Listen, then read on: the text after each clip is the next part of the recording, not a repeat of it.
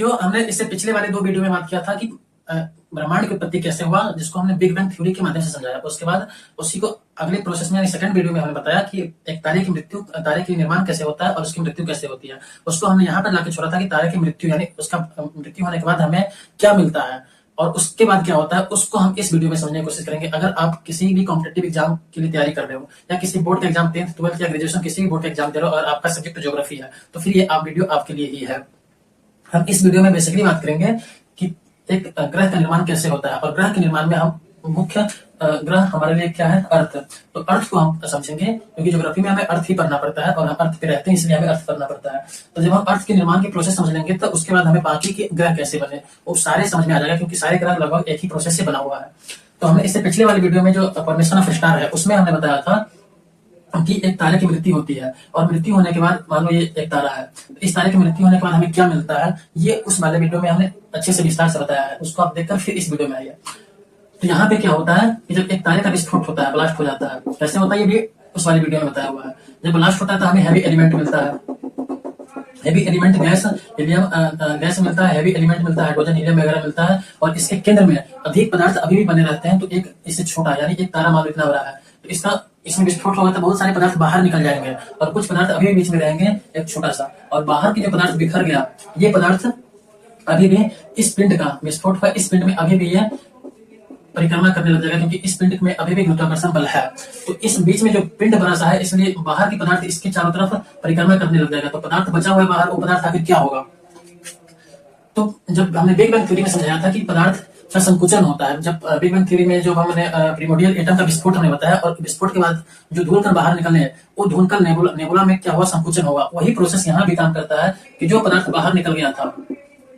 तो मान लीजिए कि ये पिंड है बड़ा सा, इस एग्जाम्पल के लिए हम सूर्य को लेंगे, क्योंकि पृथ्वी हमारा सोलर सिस्टम यानी सूर्य के चारों तरफ परिक्रमा कर रहा है। तो हमारे सोलर सिस्टम में केंद्र में क्या है, सूरज है। तो मान लो ये एक तारा था पहले सूरज, उसमें विस्फोट हुआ और विस्फोट होकर के चारों तरफ पदार्थ बिखर गया,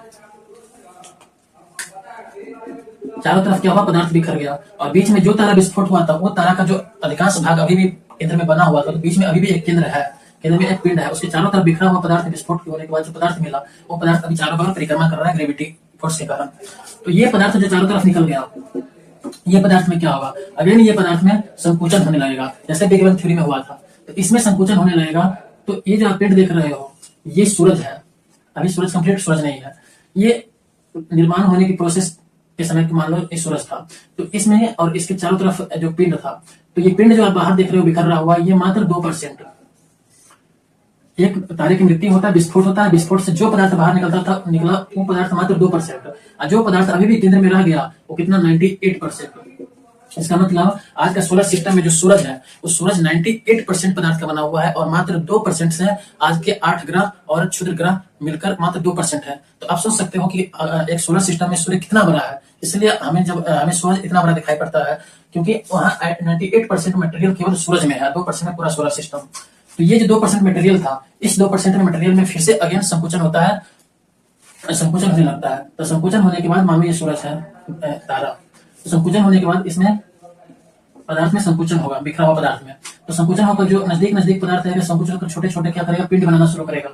ये पिंड बनाकर टोटल 8 से 9 पिंड बनाते हैं और 9 बड़े बड़े पिंड और कुछ छोटे छोटे पिंड बनाते हैं, जिसको हम बोलते हैं क्षुद्र ग्रह।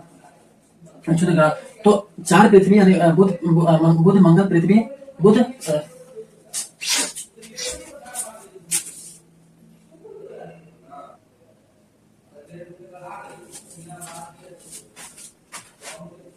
तो ये 2% पदार्थ था, इस पदार्थ में अगेन क्या होता है, संकुचन होने लगता है।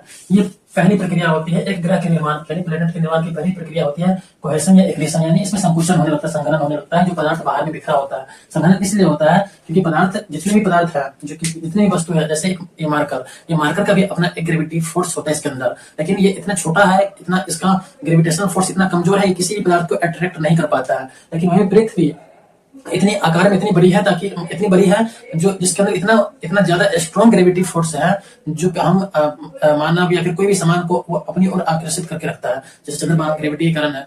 तो हर वस्तु का अपना ग्रेविटी होता है। जैसे इसमें भी पिंड था, पत्थर था, क्षुद्र ग्रह छोटे छोटे ग्रह, छोटे छोटे कंकर पत्थर पदार्थ था, तो इसके अंदर भी एक ग्रेविटेशनल फोर्स था।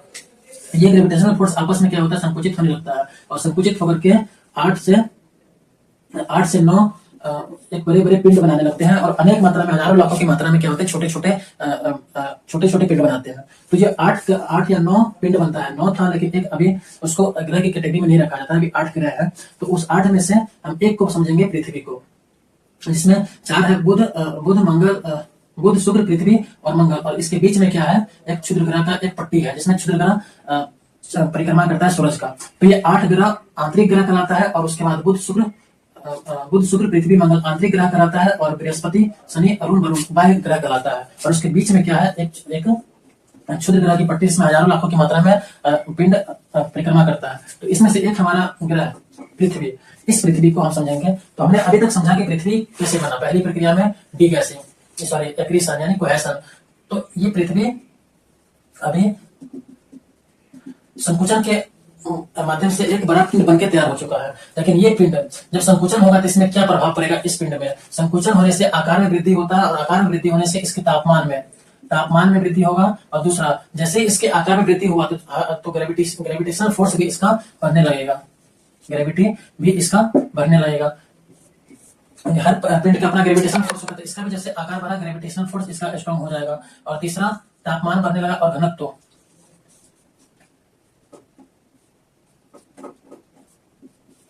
घनत्व भी इसका बढ़ने लगेगा। तो 3 चीजें इसमें बढ़ने लग गया। तो चौथा इसमें क्या होगा, एक घूर्णन की प्रक्रिया आ जाएगी, घूर्णन करने लगेगा। क्योंकि यहाँ पे जो मटेरियल था, पदार्थ था, ये सूरज की परिक्रमा कर रहा था, और आपस में संकुचन होने से इसके अंदर घूर्णन की विशेषता आ गया। चौथा, 4 और 5वां हो गया परिक्रमा। किसका परिक्रमा करेगा, सूरज का। क्यों, क्योंकि सूरज के चारों तरफ एक ग्रेविटेशनल फोर्स की वजह से चारों तरफ परिक्रमा कर रहा है। तो इस बड़े पिंड में यानी पृथ्वी में 5 विशेषता हमको देखने को मिल गया। तापमान बढ़ गया, घनत्व की वजह से ग्रेविटेशनल फोर्स आ गया, घनत्व बढ़ गया, आकार बढ़ने से घूर्णन की विशेषता आ गई, और 5वां परिक्रमा करने लग गया, इसका सूरज का। ये 4-5 विशेषता है। इसके आगे ये अभी भी क्या है, तापमान इतना बढ़ जाता है, हजारों डिग्री सेल्सियस तापमान इसका बढ़ जाता है कि ये अभी क्या है, आग का गोला, उबलता हुआ आग का गोला है। अब इसमें दूसरा चरण काम करेगा, घनत्व विभेदीकरण। यानी घनत्व के आधार पर वस्तु अपनी स्थान बनाता है। जैसे अगर आप कोई बर्तन लो, और बर्तन में क्या रखो, पानी रख दो इसमें, और 2 वस्तु इस पानी में रखो। एक हल्का वस्तु रख दो 50 ग्राम का, जैसे फोम होता है, फोम को रख दो, और एक लोहे का कोई पदार्थ सेम आकार का रखो। इसमें क्या होगा, जो भारी पदार्थ होगा उस केंद्र में चला जाएगा, यानी जमीन पे नीचे की तरफ चला जाएगा, सतह पे चला जाएगा, और जो हल्का होगा वो हल्का ऊपर ही तैरने लग जाता है। इसका मतलब हुआ, घनत्व के आधार पर अपने स्थान में, इसी प्रोसेस के माध्यम से इसमें क्या करेगा, ये आग का गोला है, तो इसमें चट्टाने क्या, जिस प्रकार से हम आज पृथ्वी पर रहते हैं, तो पृथ्वी किस चीज से बना हुआ, आयरन हो गया, मैग्नीशियम हो गया, सिलिकॉन हो गया, ऑक्सीजन हो गया, तो वगैरह वगैरह जो पदार्थ आज है, मटेरियल है, खनिज लवण है, वो सारे पदार्थ था इसमें।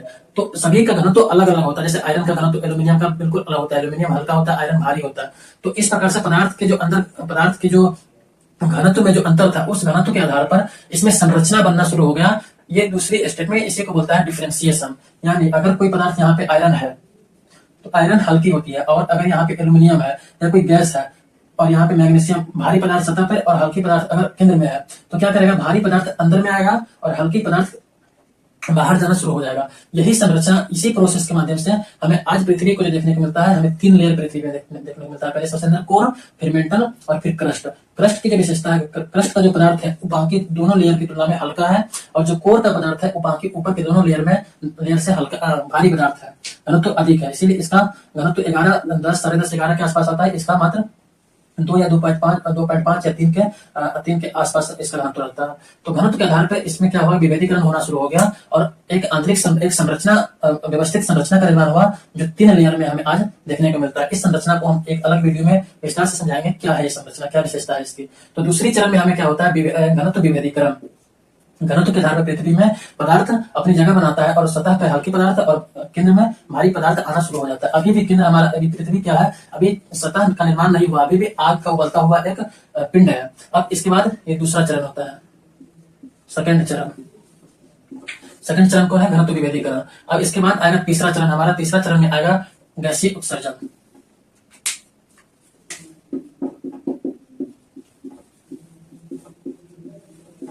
तीसरा चरण में हमारा आ जाएगा गैसीय उत्सर्जन। इसमें क्या होगा, अब देखो, इसमें हमें संरचना का निर्माण हो गया। लेकिन जो पदार्थ इसमें केंद्र में था, सॉरी गैस, जो गैस होता है, गैस तो बिल्कुल हल्का होता है गर्म होने के बाद, और वो हल्का होकर ऊपर की तरफ निकलना चाहता है, बाहर की तरफ। तो इसमें गैस अभी जो केंद्र में था, तो ये गैस जैसे हीलियम हो गया, हाइड्रोजन हो गया, अनेक गैस इसमें था, तो ये गैस बाहर की तरफ निकलना चाहेगा, तो यहीं पे हो जाएगा गैसीय उत्सर्जन। गैस अब बाहर की तरफ आएगा, तो बाहर की तरफ जब गैस आएगा तो क्या करेगा, इस वाली सतह में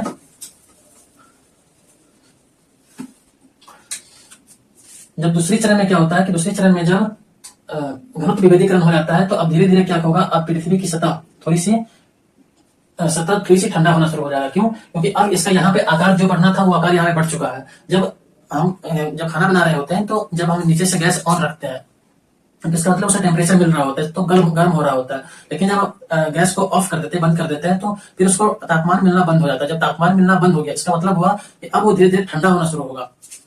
तो आकार बढ़ रहा था, घनत्व बढ़ रहा था, इसलिए तापमान भी इसका बढ़ रहा था। लेकिन अब क्या होगा कि अब यहाँ पे तापमान बढ़ना बंद हो जाएगा। इसका मतलब अब ठंडा होना शुरू होगा। तो ठंडा पहले सतह पे होता है कोई भी पदार्थ, तो अब यहाँ पे ठंडा होगा, तो सतह थोड़ी थोड़ी ठंडा होना शुरू हो जाएगा यहाँ पे, लेकिन पूरी तरह नहीं, अभी भी आग का गोला है, लेकिन अंदर की तुलना में बाहर थोड़ा थोड़ा सतह ठंडा होगा। तीसरे चरण में इतना ठंडा हो जाता है कि ऊपर एक सतह क्रस्ट का निर्माण हो जाता है, परपटी का निर्माण होता है।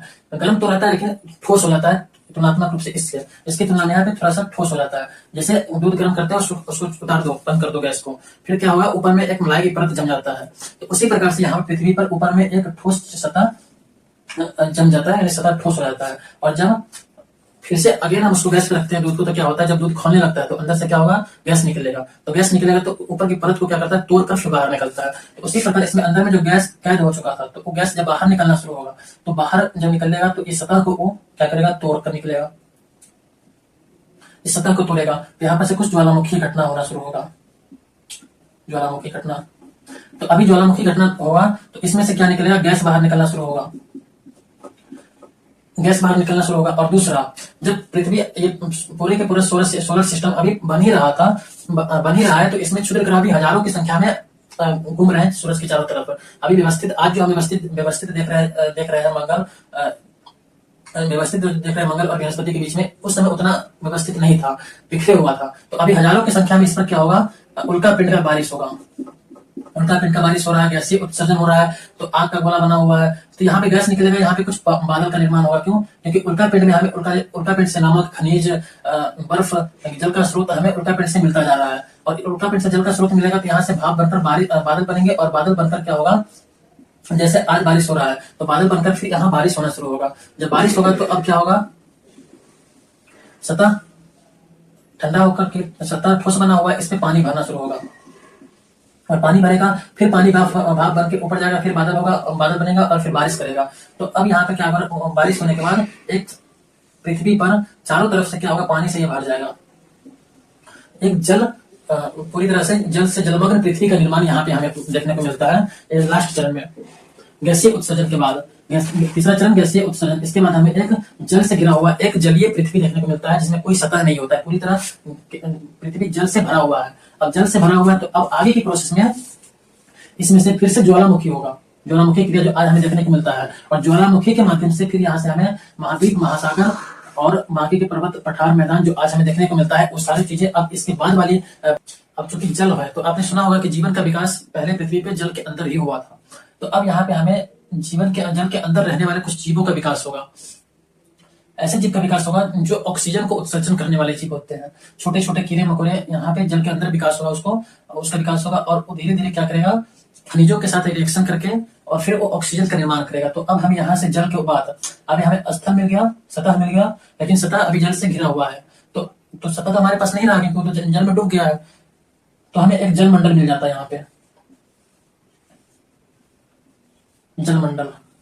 और दूसरा, इसमें जल में चूंकि जीवन का विकास होना शुरू हो गया। अब जीवन का विकास हुआ तो ये ऑक्सीजन का उत्सर्जन करेगा, लेकिन एक दिन में नहीं, इसके लिए लंबी समय लगती है। तो ऑक्सीजन का विकास हुआ तो ऑक्सीजन हमें मिलेगा। और चूंकि पृथ्वी के निर्माण के समय से ही हाइड्रोजन, हीलियम ब्रह्मांड में था, तो हाइड्रोजन और हीलियम, दो गैस है पहले से पृथ्वी के पास था, और जीवन के विकास के बाद हमें ऑक्सीजन मिल गया। तो हमारे पास एक वायुमंडल,